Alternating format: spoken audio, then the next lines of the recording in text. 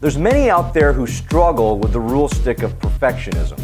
They feel like they need to achieve to be accepted, loved, and make something of themselves in this world. And to a certain extent, we do have to try our best, but not at the sake of becoming a slave to perfection. It's okay to be real and allow our weaknesses to be shared so we can support one another as a family. And so what better artist to chat with tonight on Backstage Pass than the Family Force 5. You're in for a real treat tonight. So stick around. You've got a Backstage Pass.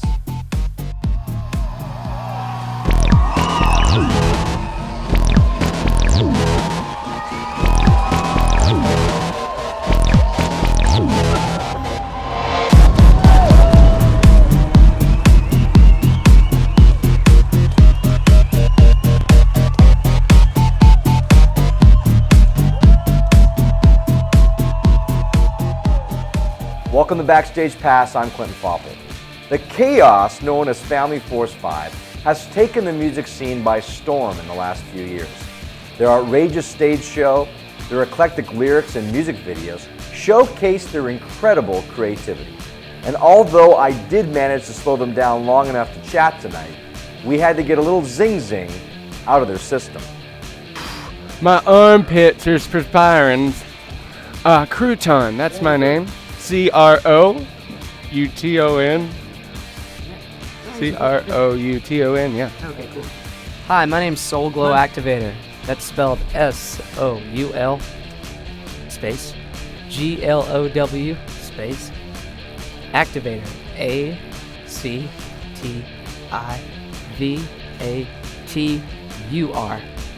Soul Glow Activator.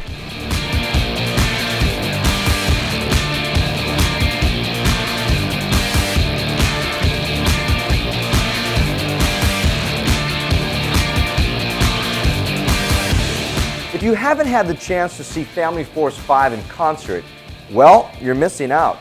Caught between a gong show and a breakdancing competition, the boys know how to throw a great party.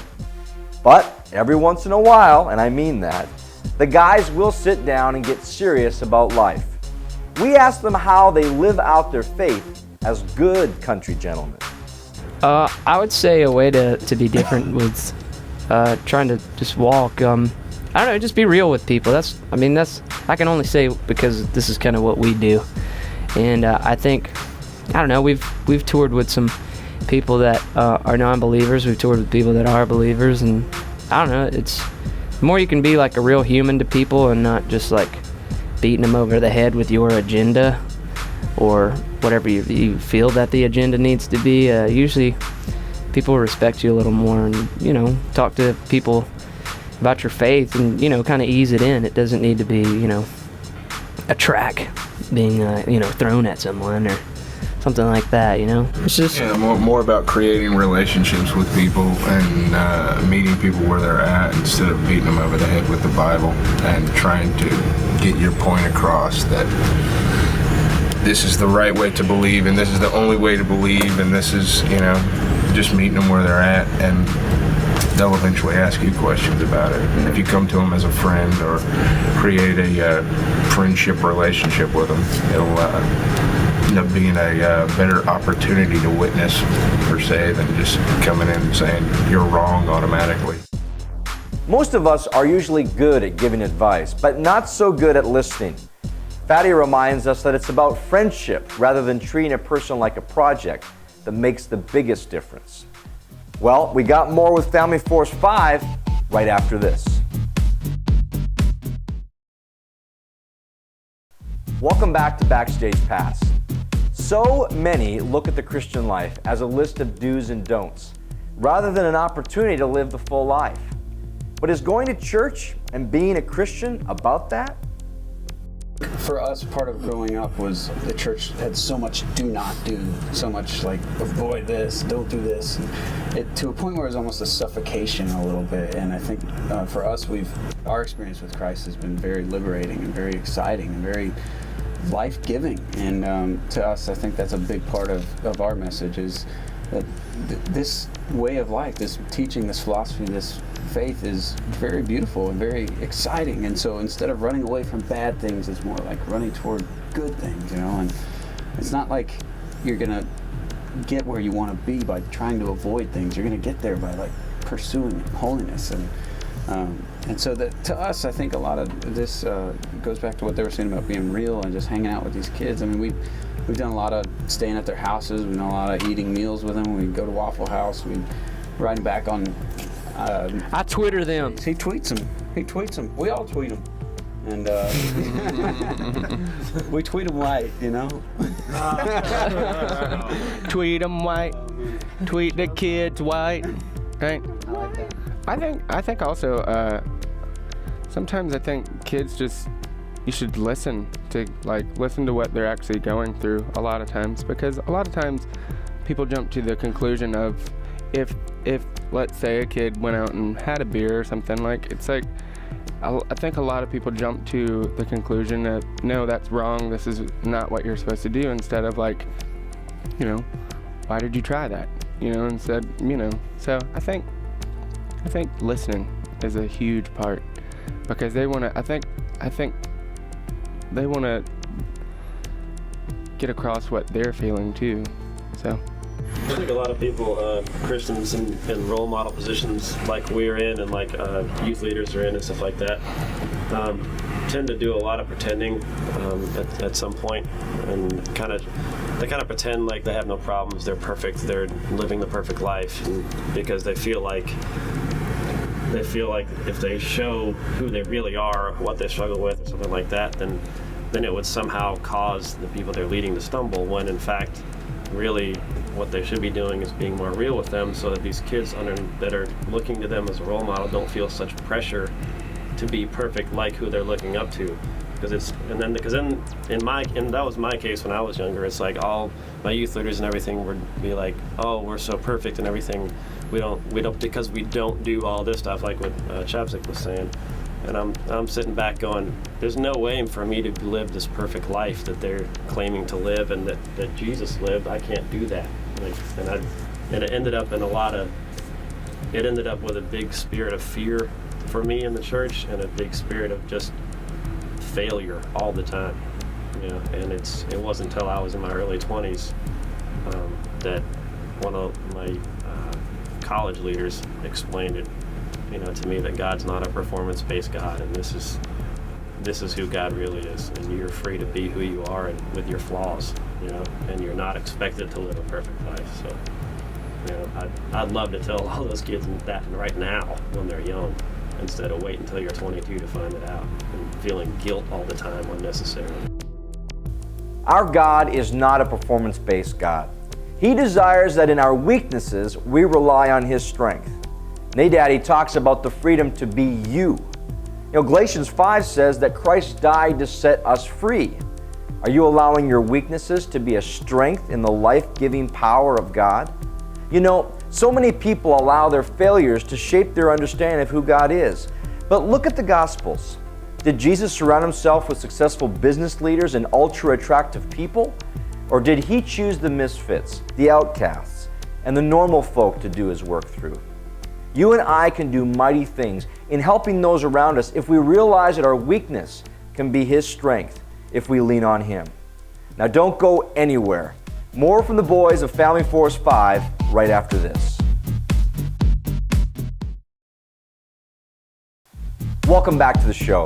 Now, if you're like me, you have friends that, well, respect Jesus.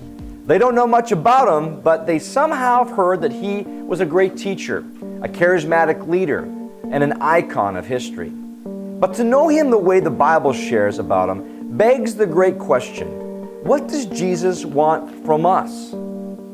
I have no clue. And I think you have to be honest there. I mean, I only, not speaking for the band, but just for myself, I have no idea what Jesus wants for this generation. I know He wants me to have a relationship with Him.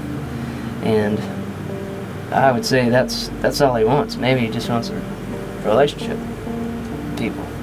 But tease it out. What does that mean? What's a relationship with Jesus? Because does he tweet? He does have a Twitter name. Jesus does. There is one. But I don't know if you want to follow that one. It's not certified yet. Yeah, it's not certified. I think it's just I don't know, just praying and talking to him every day.